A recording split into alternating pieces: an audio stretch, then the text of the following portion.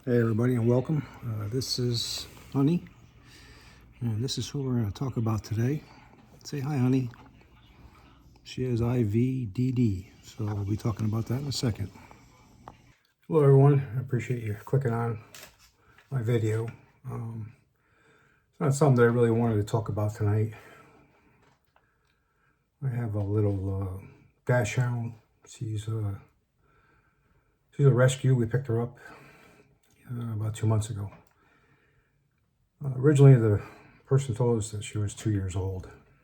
And the fact is that she's really not 2 years old. She's actually more like 6 or 7. You just don't know that when you pick these dogs up from breeders. And the story behind this was that there was a breeder in Jacksonville, Florida that had this dog and lost control of it. He couldn't handle it no more. He ended up with a bunch of these dogs, and they came in and basically took them, and basically a rescue. So my girlfriend Angela been wanting to wean a dog for some time, and this was a perfect opportunity. We met up with the person who was in charge of, I guess you'll call it giving away the dogs, but really in giveaway. She ended up paying some money for it, but it wasn't too bad. But anyway, this was about 2 months ago, and past couple weeks or so, we've been noticing that she's been walking funny once in a while. She'll, and even when we go to pick her up, she'll scream out a little bit. And you know, we heard of this thing about these dogs. They have the back issues and stuff like that, but really didn't think she was old enough at this point, you know, because we were told that she was only 2 years old. And come to find out, as I said, she's not. So people that aren't familiar with this issue, it's a big thing with certain breeds. Dachshunds are being one, and you gotta forgive me because I have to read off my other phone to give you proper information because it's important. Some of the breeds are the Dachshunds, obviously, Basset Hounds, French Bulldogs, Pekingese, Corgis, and Shih Tzus. Usually they say the ages are between 3 and 6 years old.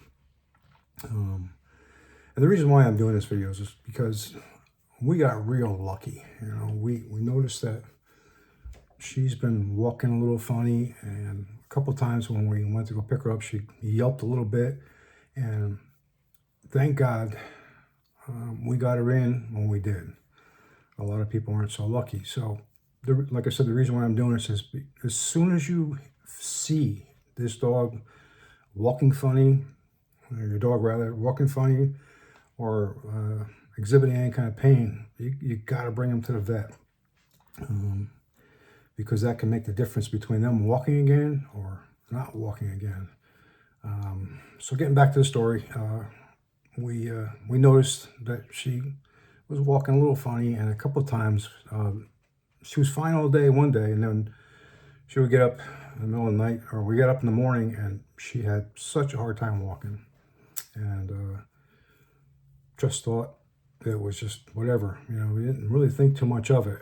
And then it was I think it was Saturday, she wasn't feeling good. She went out for her poop thing, and she did everything right, but she was walking really funny. And my girlfriend had to run some errands, and she was worried about, you know, her. And she said, "Don't worry about it, I got it." And within a couple hours, it got to a point where when I put her down to walk, she was dragging her back legs. And that's when I knew it wasn't just a thing, it was serious. She had lost use of her rear hind legs. So, long story short, my girlfriend, we have a vet that lives next door to us. They said, "No, you gotta get her in." We tried to get her into a local hospital down here in Clearwater, Florida. They're all busy, supposedly, all packed. And thankfully, this vet knew somebody. We actually had to go see a neurologist. I never knew that there was a neurologist for animals, but there are. And we got her in, and they did an assessment, and there's, let's see, 5 grades of this situation. what they call, there's 1 to 5 grades to determine the treatment. There's grade 1, which is pain only. There's no neurological defects. Grade 2, I'm sorry, it's hard for me.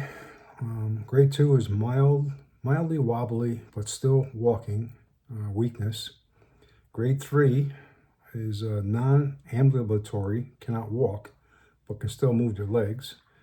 Grade 4 is paralysis of the back legs, but deep pain sensation remains. They still have feeling, but they can't use their legs. And grade 5, this is where our dog was. Paralysis with loss of deep pain sensation.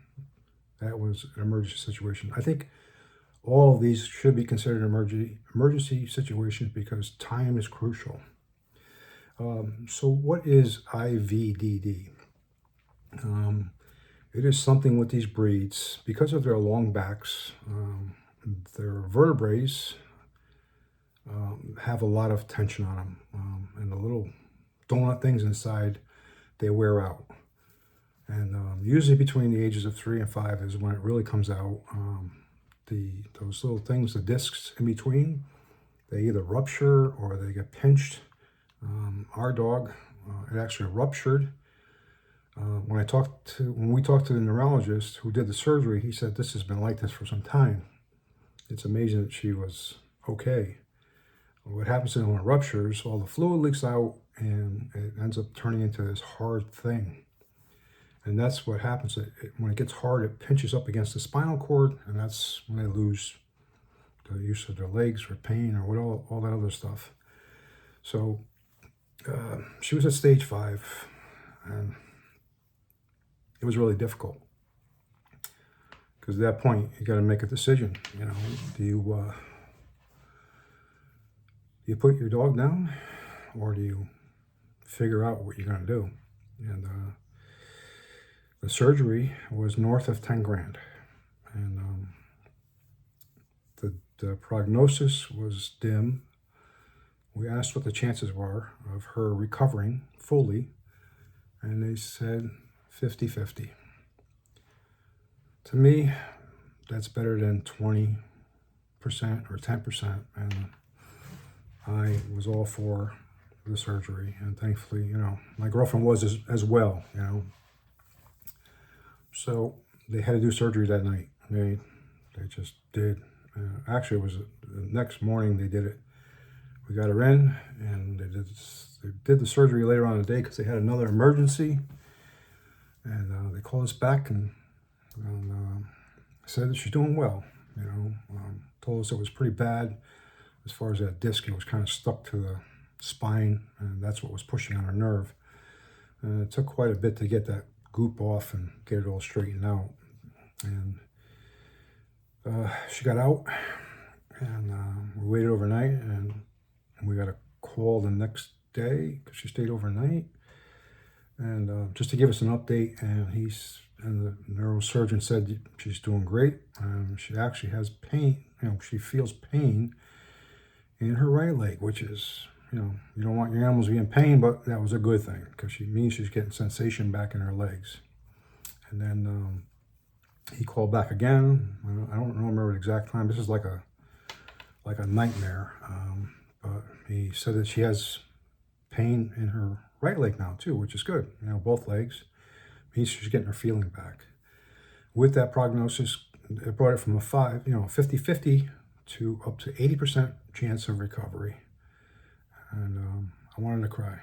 The neurosurgeon who did the operation was phenomenal, and I really appreciate it. So we had day 1, which was last night. We brought her home. It's quite an incision on her back. They did the center of the spine, and she's doing great. We took her outside, and they gave us a harness to pick up her hind legs, and we got to do physical therapy for her. It's basically just like a human. You got to do physical therapy. And Angela's doing really well with her. We have to express her bladder, but we're realizing now that we don't have to really do that much because she's doing it on her own, thank God. They didn't think that she'd be able to do that. And she's actually pooping. She pooped inside the house. It's the first time. I'm actually glad she pooped in the house. So, but it's we got lucky. So it's going to be 3 or 4 weeks of, if not more, of physical therapy. She's going to have to pick her up with this harness and show her how to walk again. But I am so happy she has feeling again in her hind legs. She wags her tail. And the reason why I'm doing this video is not only for awareness, but to give people hope that there is a chance. I don't know. I don't know what other people would do. I'm glad that we did what we did. And I'm just glad that she's here. I don't mean to be so emotional.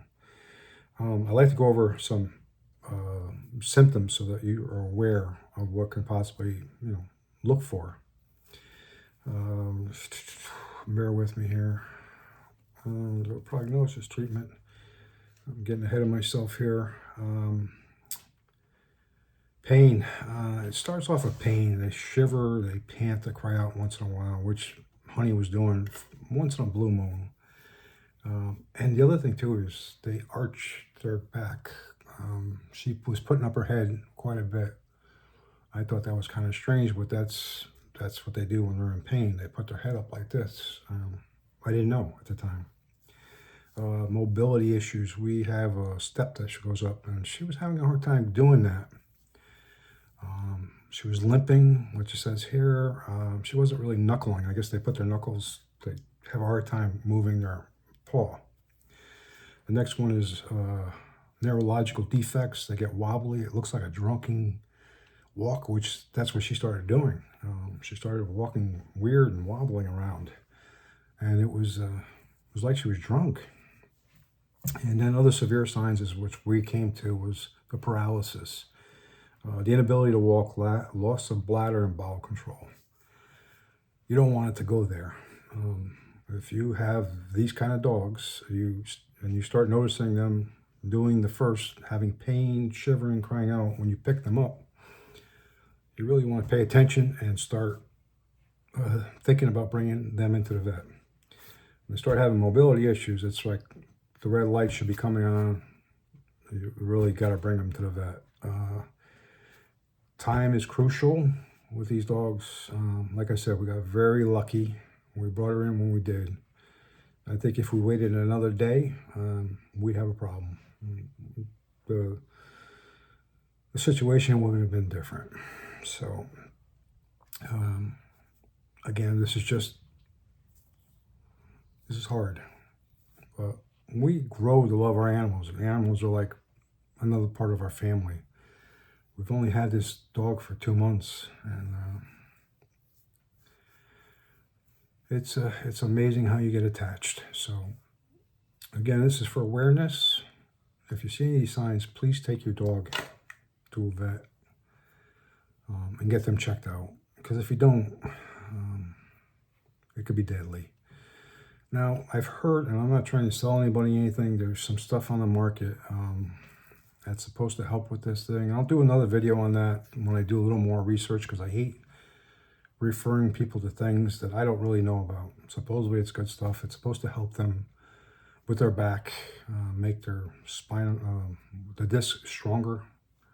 And I'll do some more research on that and get back to you on that. But I appreciate you if you stayed this long, for checking out this video. I love my dog. We love our dog.